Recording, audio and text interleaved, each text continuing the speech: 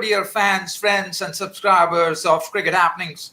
This is your host Ram of the Cricket Show, Cricket Happenings, wishing you all a very, very happy and a very, very prosperous new year filled with, very, very good health, which is very, very important nowadays in these very tough times in the world with COVID absolutely raging across the world. Well, dear fans and subscribers, back to business here.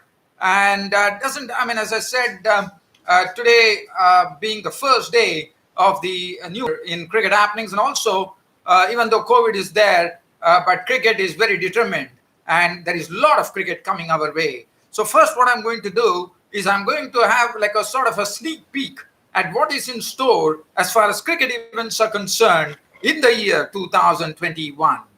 So let's have a look at the cricket events which is coming up in the year 2021. So just wait for me here. I'm just for us is definitely something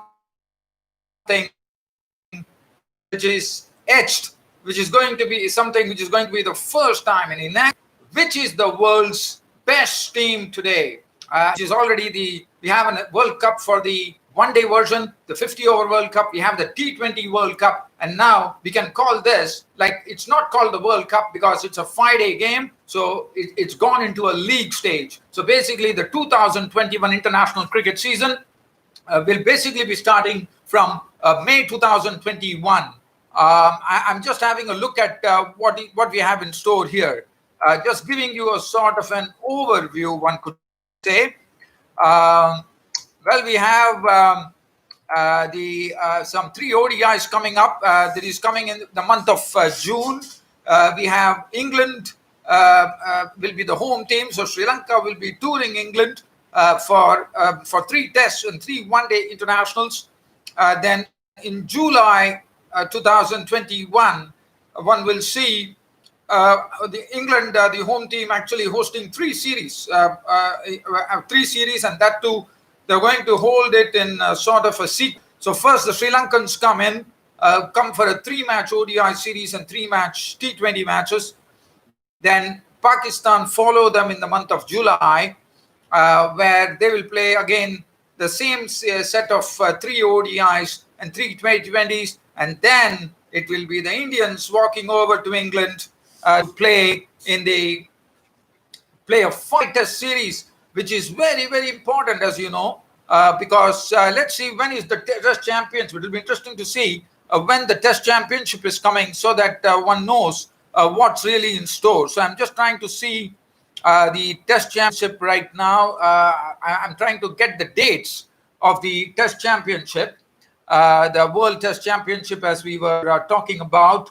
Well, I'm not able to really lay my hands on that right now, but as and when I do it, I will tell you. But I was just trying to see whether that is going to be crucial for India, because India is going to be on a very tough tour there. I mean, going England and really usurping them is not going to be easy. So England will be in a 5-test series. So England are the hosts for 3 countries now. First, it would be Sri Lanka in the month of June, Pakistan in July, and then India follow in the month of August.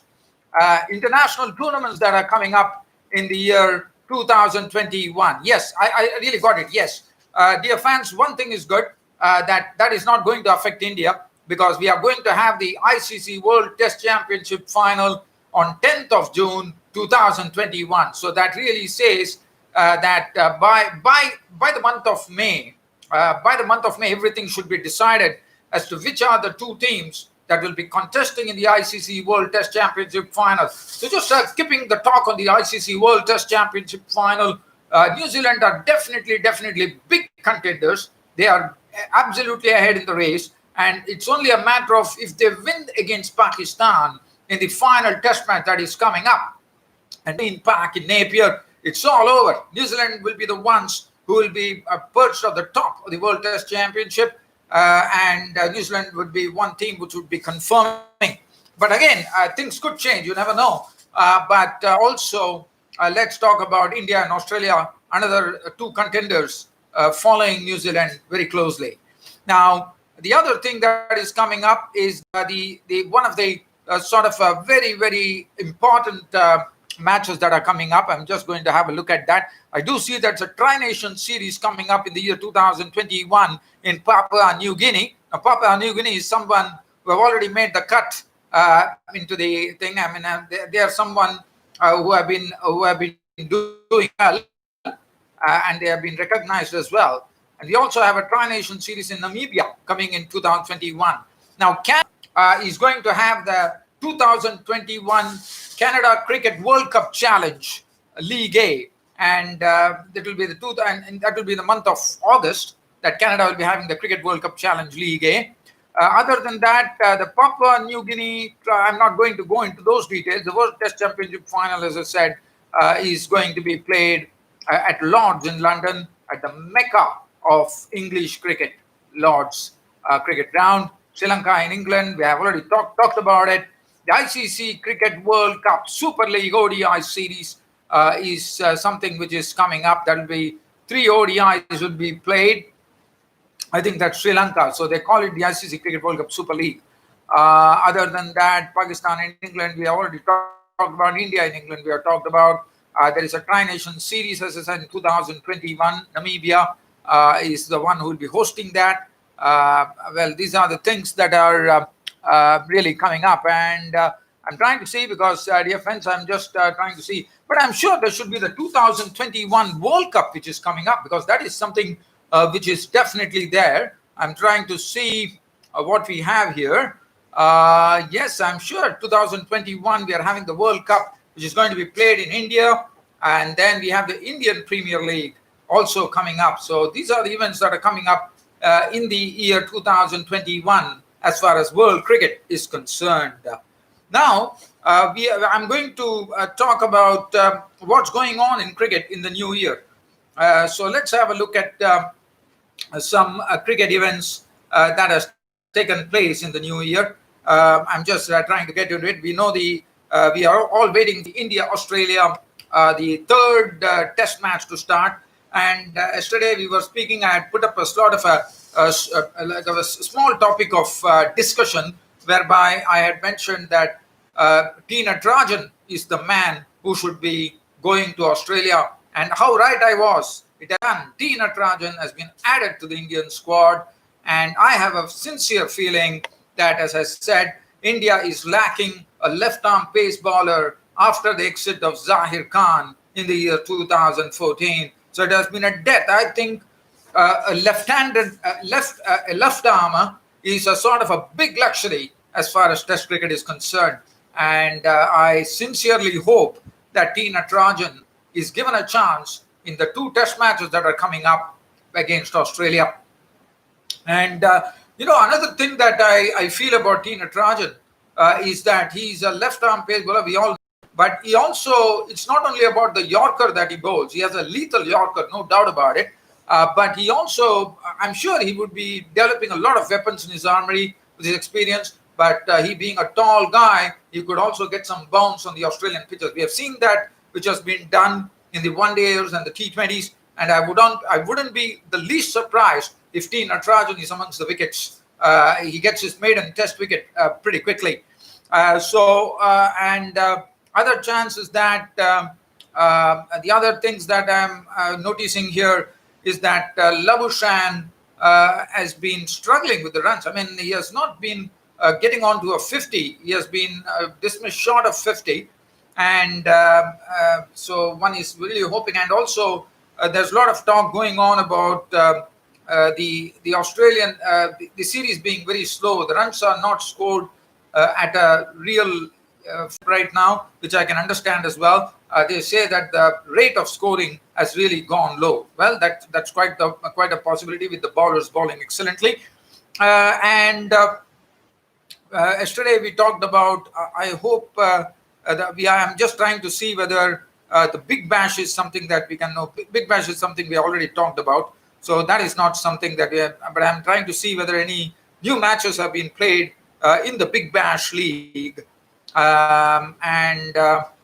Let me see whether, yes, we do have a match which was played between on 31st of December, that is yesterday, and this particular match was between the Sydney Thunder and the Melbourne Renegades. So Melbourne Renegades batted first. They made 166 for 6. Principal scorer being Sean Marsh, 87 of 48 deliveries with 5 fours and 5 sixes. Mohammad Nabi contributing a hard 33 of 24 deliveries with 3 sixes and 1 boundary. 166 for 6 for the final score. Looking at the bowling, Nathan McAndrew had 3 for 41, and the Sydney Thunder, the match was decided by the Duckworth-Lewis method because of rain. Sydney Thunder won the match by 7 runs. Usman Khwaja did a good job at the top, not out on 48. Alex Hales made a sort of, I would say, a very punishing 45 of just 19 deliveries, which included 7 fours and 2 sixes. Callum Ferguson 11, Sam Billings was not out on 10. And as I said, was decided by the Duckworth-Lewis method. And Alex Hales, for his very punishing knock there, got the man of the match award. So that is as far as the Big Bash is concerned. I'm trying to see whether there's any other cricket news that I could talk about. We know Sri Lanka are in a very, very bad situation. One feels very, very sorry for Sri Lanka. As you know, the second test is coming up. This is the final test. South Africa have already won the first test match. One can't even give any chance to Sri Lanka, because looking at the squad, it looks very, very highly unlikely, unless there's a miracle that takes place, that Sri Lanka could beat South Africa in the second test match. And that is going to be played at the Bullring, as we call it in South Africa. It's the Wanderers in Johannesburg. Looking at the squad of Sri Lanka, one feels very sorry for them. Suranga Lakmal, who is one of the specialist test match bowlers, according to me, for Sri Lanka, is going to be missing. There's no Kasan Rajitha. There's no Lairu Kumara, who is the fastest of the lot. And also, Dinesh Chandimal, one of the most experienced batsmen, will be missing the test match due to injury. And Dhananjay De Silva, as you know, after playing a fine hand in the first test match, 79, retired hurt, he also won't be found. So just imagine, this is a sort of a crippled Sri Lankan unit, accordingly. Let's see who are the players who are going to replace them. That will be interesting to see that who are the ones. Well, I believe it will be Dushmanta Chamira, the pace bowler, and Vishwa Fernando, who just have only 10 tests. They have just played 10 test matches. They're very practically very inexperienced. And Asita Fernando will be probably making his test debut. So this is not good news for Sri Lanka. And they have the experienced Lahiru Thirumalai, who can come in. Now, Lahiru Thirumalai has experience. So, Lahiru Thirumalai is someone who has modeled himself on the batting of the maestro, Sri Lankan great maestro, none other than former Sri Lankan cricketer Kumar Sangakkara. And Vinod Bhanuka, who played in the Lanka Premier League, will also be making his debut. So the second test starts between Sri Lanka and South Africa on Sunday.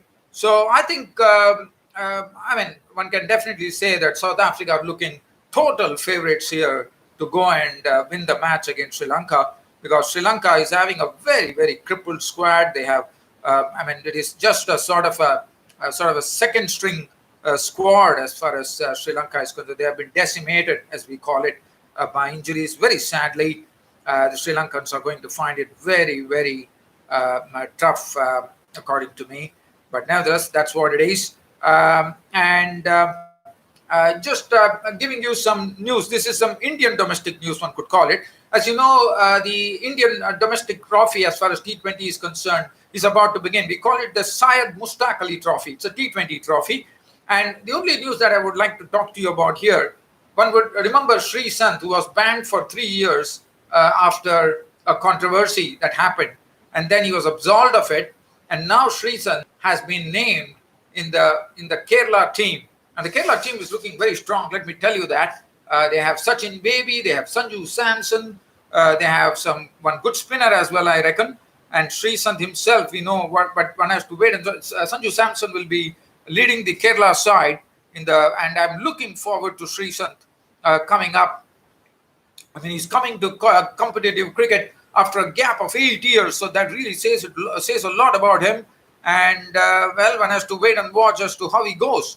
But let's talk about the squad. The Kerala squad has some very good names. Sanju Samson, Sachin Baby, Sreesanth, Robin Uthappa is going to be playing for Kerala. Jalat Saxena, Basil Thampi, another good pace bowler, Vishnu Vinod, and Mohammad Azharuddin. So these are some, I mean, Mohammad Azharuddin, I wouldn't know. I mean, these are some new players who are there in the Kerala mix. Well, dear fans, I thought being the new year, I just thought about bringing some innovation as far as T20 cricket is concerned.